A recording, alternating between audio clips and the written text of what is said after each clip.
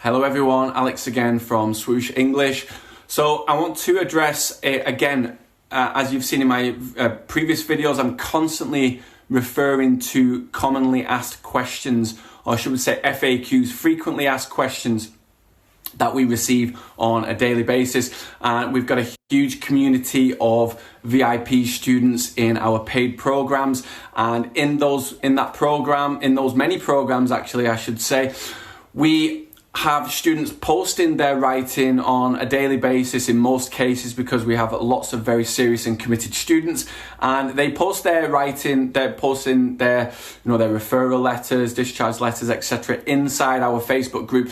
And our OET teachers from the UK, they are in there 24/7 giving as much feedback and help and support as possible. And one of the things that really it just doesn't, I'm trying to even think how I put this, but sometimes I become so disappointed with some of the letters that I'm receiving, and this is generally from students who have, they've initially started our program, so maybe in the first week they make this mistake, and basically all students make this mistake. But of course, if you're making the same mistakes again and again and again, then it means that you're not reviewing the feedback and the corrections that your teacher is giving you. So it's really important. But I'll let them off, okay? In the first week, our VIP students, when they are doing they're making this one mistake with their writing, and it's something that we really try to fix immediately. And I see,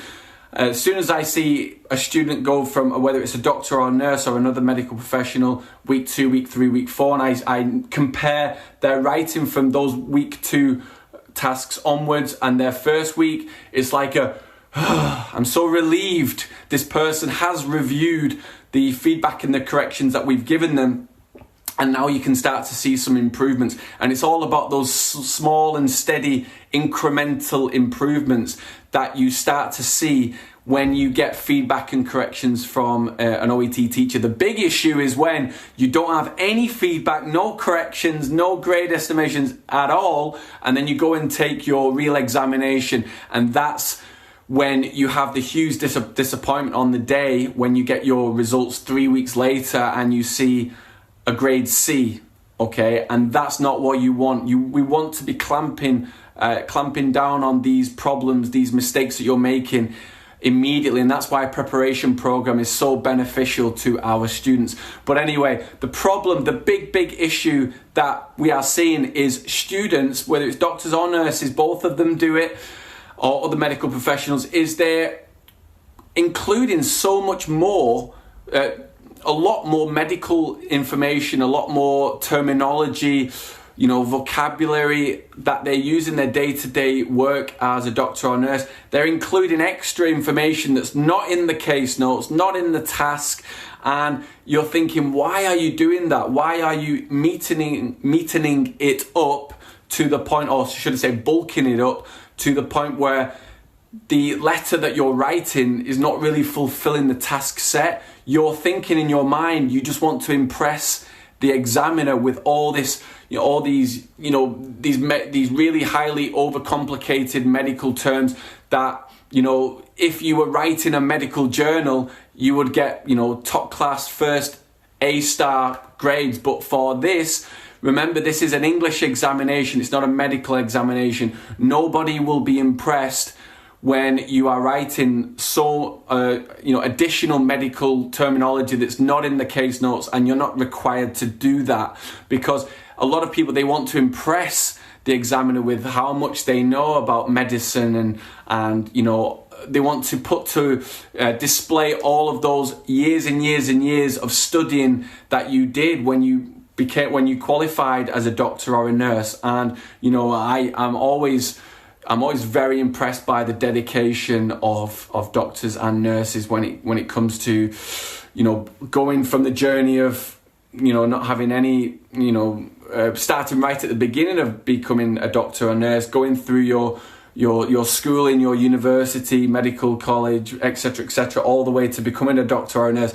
It takes a serious amount of hard work and dedication. But do not get this mixed up between the medical examinations you've done before and the OET exam, which is an English examination. Completely distinct, completely separate from each other. So use the terminology that's in the case notes, okay? Use what's in there, use the case notes. You need to be selecting the right terminology as well. So you can't be including every single medical vocabulary, every phrase, every jargon, type of jargon that you see in there. Of course, you've got to be selecting the right medical terminology, the right vocabulary that really satisfies the task that you're provided with, the person that you're writing to and why you're writing to them, and the patient's details that you're provided with in the case notes. So really do not go off topic. Don't include unnecessary medical jargon. Really focus on satisfying the task set. And a lot of the best letters that I see are really simple, and we have an acronym here in the UK, KISS, which means keep it simple, silly. Okay, keep it simple, silly. You don't need to overcomplicate these things. Like I said, some of the best letters that we've had, and we've had students who've got a grade A in their real exam before, and you see their letters just before they take their exam and they post them in the Facebook group, and our teachers mark them and I review them as well, and I think, wow, you have made some incredible improvements. You're not overcomplicating the task, and you're not overcomplicating the letters, and there's not a ridiculous amount of medical terminology that doesn't need to be in there. They've kept it simple, they've satisfied the task set, and the person who is receiving the letter, so the person you're writing to, really knows what to do as part of their job in order to help this patient. So hopefully this video was helpful to you today. Make sure you download our free OET video course at swooshenglish.com. And if you've got any questions, make sure you put them in the comment section below. More than happy to answer and help you as much as possible on the journey to becoming a doctor or nurse in the UK. We've got some incredible opportunities here. So many recruitment agencies, so many hospitals who are dying for you to come out here. So I look forward to helping you pass your examination, and make sure you go to our website as well. Like I said, swooshenglish.com, if you're interested in our preparation programs, where we can really help you on a 24/7 basis to help you pass your examination, and first time as well. We're helping so many students pass first time.